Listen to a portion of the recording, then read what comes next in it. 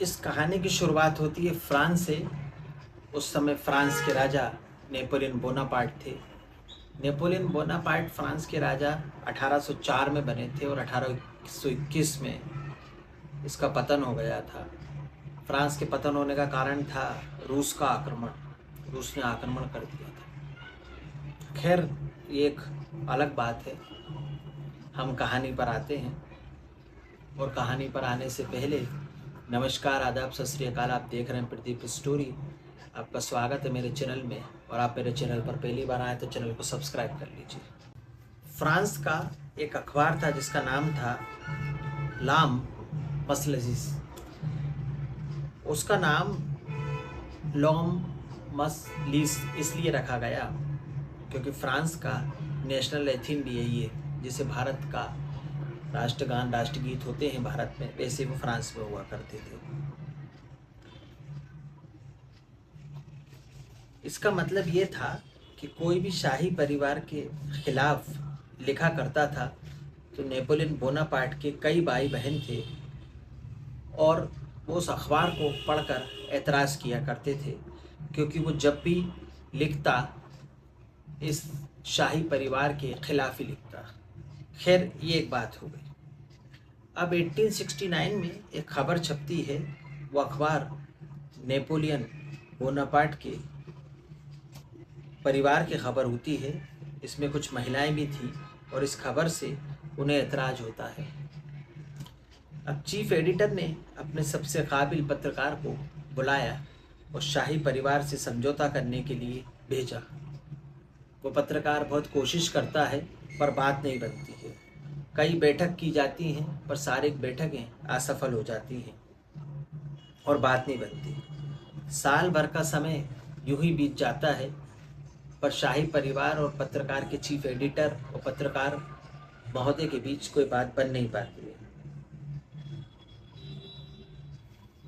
अब एडिटर ने अपने एक दूसरे पत्रकार को भेजा, पर शाही परिवार के जो शहजादे होते हैं, उनका भाई होता है, वो उस पत्रकार को गोली मार देता है, क्योंकि वो खफा पहले से ही थे, क्योंकि अखबार उस शाही परिवार के खिलाफ लिखता था। अब जब पत्रकार की मौत हो जाती है तो अखबार से जुड़े हुए लोग काफ़ी खफा हो जाते हैं और अपने इस जो पेपर होता है लाम मसलिस, उसके फ्रंट पेज पर ये छापते हैं कि पेपर के एक पत्रकार की गोली मारकर शाही परिवार के सदस्य ने हत्या कर दी। अब लोकतंत्र में आवाज़ उठना शुरू हो जाता है, विरोधी पार्टियों को मौका मिल जाता है और उन्होंने शाही परिवार की इस घटना को मुद्दा बना लिया। इधर पेपर लगातार शाही परिवार के खिलाफ छापने लगता है और पत्रकार की जो खबर होती है कि उन्होंने हमारे पत्रकार को गोली मारकर मार दिया, जबकि हमने उसे एक शांति दूत के रूप में वहाँ भेजा था, यह खबर भी छपने लगती है। पत्रकार की शव यात्रा निकाली जाती है, यूँ कहें कि जनाजा, क्योंकि उसे दफनाया गया था। पहली बार लोग शाही परिवार के खिलाफ खड़े हुए और उस पत्रकार की शव यात्रा में शामिल हुए। ऐसा अनुमान है कि उस पत्रकार की शव यात्रा में लगभग 80,000 लोग शामिल थे। शाही परिवार का विरोध जारी था, पेपर में बराबर खबरें छप रही थी। इस तरह 6 महीने का समय बीत जाता है। रूस ने फ्रांस पर आक्रमण कर दिया। अब शाही परिवार खत्म हो गया और लोगों का ध्यान भी शाही परिवार के विरोध से हट गया, क्योंकि सल्तनत ही नहीं बची तो लोगों ने विरोध करना बंद कर दिया। अब धीरे धीरे वक्त बीतता है। लोग पत्रकार विक्टर नुमार, जिन पत्रकार को शाही परिवार ने गोली मार दी थी, उनका नाम था विक्टर नुमार, उनको भी भूल जाते हैं। पर विक्टर नुमार को धीरे धीरे अब लोग भूल गए थे। लगभग इस तरह 20 साल का समय बीत जाता है। अब लोगों ने मांग की कि विक्टर नुमार की लाश को, उनके शव को पेरिस में लाया जाए और वहाँ के सबसे बड़े कब्रिस्तान में दफनाया जाए। पेरिस ले जाने की उनकी शव को मांग होती है। पेरिस जो है सीन नदी के पास है और ऐसा कहा जाता है कि पेरिस परियों का शहर है।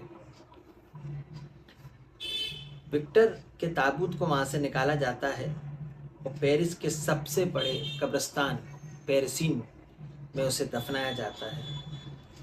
कब्र का बदलना और शहर का बदलना, यह खबर सब दूर फैल जाती है और 20 साल पहले जो व्यक्ति विक्टर नुमार ख़त्म हो चुका था, वो एक बार फिर से अखबारों में ज़िंदा हो जाता है। ये खबर छपने लगती है कि विक्टर नुमार की कब्र को पेरिस में शिफ्ट किया जा रहा है। विक्टर के चाहने वाले वहाँ उन्हें यादगार बनाना चाहते थे, तो एक विक्टर की मूर्ति बनाई जाती है और मूर्ति बनवाने के लिए एक वास्तुकार को लाया जाता है, उसे सब बताया जाता है, तो वो मूर्ति बनाना तैयार करते हैं। और मूर्तिकार मूर्ति बनाने से पहले विक्टर की मौत का पूरा वाक्य जानते हैं और आखिरी समय के बारे में पूछते हैं और फिर विक्टर नुमार की मूर्ति बनकर तैयार हो जाती है। उस समय वह मूर्ति ब्रॉन्ज की बनाई गई थी, ब्रॉन्ज धातु की। अब मूर्ति बनाई गई, कद काठी, होठ, उनके बाल, उनकी बनावट हूबहू बनाई गई, क्योंकि मूर्तिकार ने मूर्ति बनाने से पहले उनके बारे में पूरी जानकारी इकट्ठा कर ली थी। अब सवाल ये उठता है कि इस मूर्ति को लगाएं तो लगाएं कहाँ, क्योंकि मूर्ति तो बनकर तैयार हो गई और कब्र पर मूर्ति कैसे लगेगी या मूर्ति को कहाँ लगा जाए, इस पर विचार विमर्श चलता रहता है। बहुत सोच विचार कर सब मिलकर ये फैसला लेते हैं कि इस मूर्ति को इस कब्रिस्तान में विक्टर नुमार की कब्र के ऊपर रखा जाए, या यूँ कहें कि लिटाकर उस कब्र के ऊपर रखा जाए। ये विचार सबको पसंद आता है। फिर लोगों को लगा कि विक्टर नुमार की कहानी ख़त्म हो गई है, अब कुछ करने को कुछ बचा ही नहीं है, और मूर्ति कब्र के ऊपर लगा दी जाती है। लेकिन ये जो पेरिस का सबसे बड़ा कब्रिस्तान था, पेरिसीस, रोज़ वहाँ कई लाशें आती थी, सैकड़ों लोगों को वहाँ दफनाया जाता था और लोग इस कब्र को भी देखते थे और उसके ऊपर लेटी हुई मूर्ति को भी देखते थे। सबको इस मूर्ति की कहानी, इसका किस्सा पता था, कोई नई बात नहीं थी। जब भी व्यक्ति कब्र के ऊपर लेटी हुई मूर्ति को देखता तो उसे कोई नई बात नहीं लगती, क्योंकि ये किस्सा, ये कहानी सब लोगों को पता थी कि इसके पीछे का कारण क्या है। उनको पता था कि ये पत्रकार विक्टर नुमार की कब्र है और नेपोलियन बोनापार्ट के भाई ने इनको गोली मार दी थी। फिर 20 साल बाद इनको पेरिस में शिफ्ट किया गया और एक मूर्ति बनाकर इनकी कब्र के ऊपर अब लिटा दी गई है, इन्हीं की मूर्ति है। ये पूरा वाक्य पेपर में भी छपा था, विरोध का, उनकी मृत्यु का, लाश शिफ्ट करने का, मूर्ति लगाने का, तो ये सबको पता था। मूर्ति देखने में बहुत खूबसूरत थी। लड़कियाँ या महिलाएं जो भी मूर्ति को देखती रह जाती। किसी को उनके होठ पसंद आते थे, किसी को उनके पैर पसंद आते थे, किसी को उनकी पेशानी पसंद आती थी और सब लोग मूर्ति को अलग अलग नज़रिए से देखते और अलग अलग नज़रिए से पसंद करते। अब ये सिलसिला चल रहा था, कोई महिलाएं, लड़कियां, कोई होठों पर किस करता, कोई पैर पर किस करता, कोई पेशानी पर किस करता, ये सिलसिला चल रहा था। अब यहाँ से कहानी एक अलग ही मोड़ लेती है, एक अलग रुख की तरफ निकल जाती है। अफवाह उड़ती है कि कब्रिस्तान में एक कब्र है और उसके ऊपर एक मूर्ति लेटी हुई है, और यदि किसी महिला को बच्चा नहीं हो रहा है और वो उस मूर्ति की पेशानी को टच कर ले या किस कर ले तो वो 1 साल में गर्भवती हो जाएगी। अब जिसको बच्चा नहीं है वो महिला कहाँ जाती? मज़ार जाती है, दरगाह जाती है, मंदिर जाती है, मन्नतें मांगती है, दान पुण्य करती है। अब ये बात सभी महिलाओं में फैल गई। महिलाएं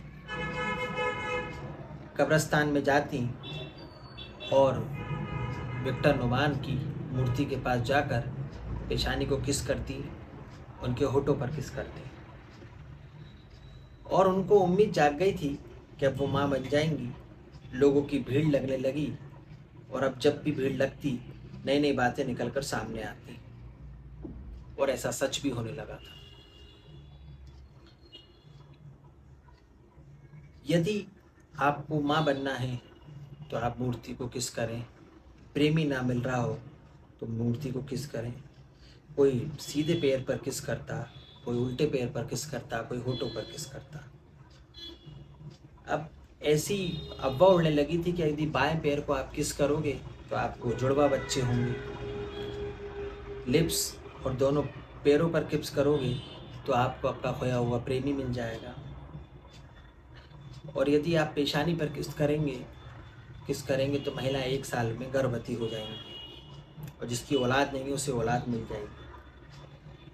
अब महिलाएं मूर्ति के प्राइवेट पार्ट को टच करने लगी, और ये सच भी होने लगा। 1 साल में महिलाएं गर्भवती होने लगी। तो ये बात धीरे धीरे पेरिस शहर से निकलकर पूरे पेरिस शहर और बाहर के शहरों में भी फैल गई। तमाम महिलाएं कब्रिस्तान में पहुंचने लगी। टच, किस, गुलाब चढ़ाने का सिलसिला तेजी से बढ़ने लगा।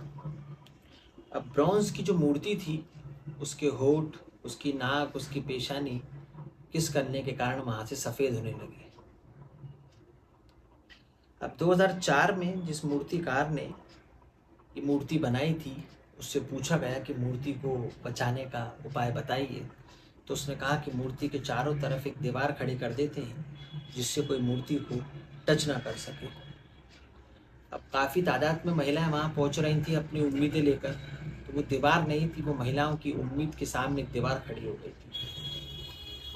महिलाओं ने इसका विरोध किया और मैनेजमेंट को महिलाओं के सामने झुकना पड़ा, और उन्होंने उस दीवार को वहाँ से हटवा दिया और कहा कि जिसको जो करना है करो, अपनी मन्नतों के अनुसार आप मूर्ति को छुओ, इस पर कोई बंदिश नहीं है, क्योंकि महिलाओं की तादाद वहाँ बहुत ज़्यादा थी।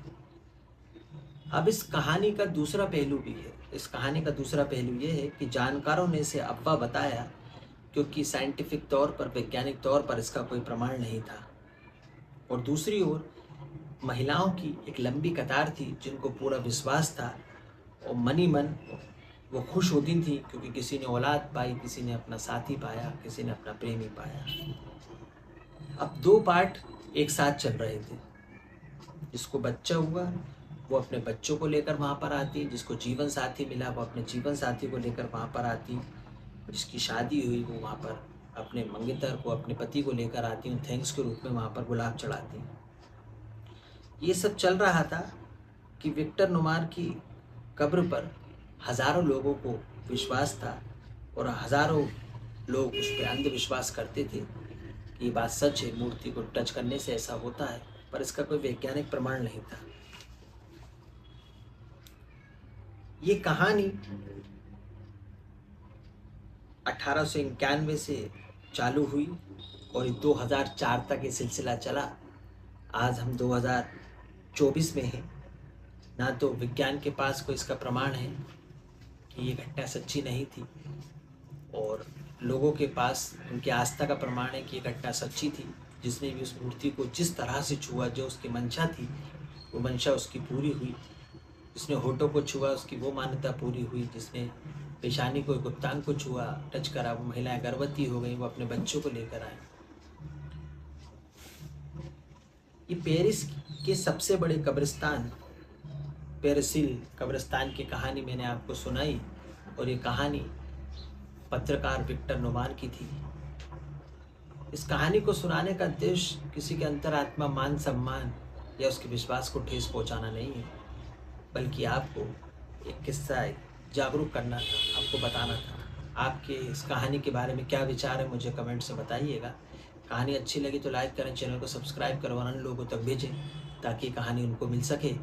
और विक्टर नुमार की ये कहानी वास्तविक और ओरिजिनल कहानी है। अगर आप गूगल पर देखेंगे तो ये मूर्ति और इस कहानी का किस्सा आपको गूगल पर सुनने को मिलेगा। नमस्कार, जय हिंद, जय भारत।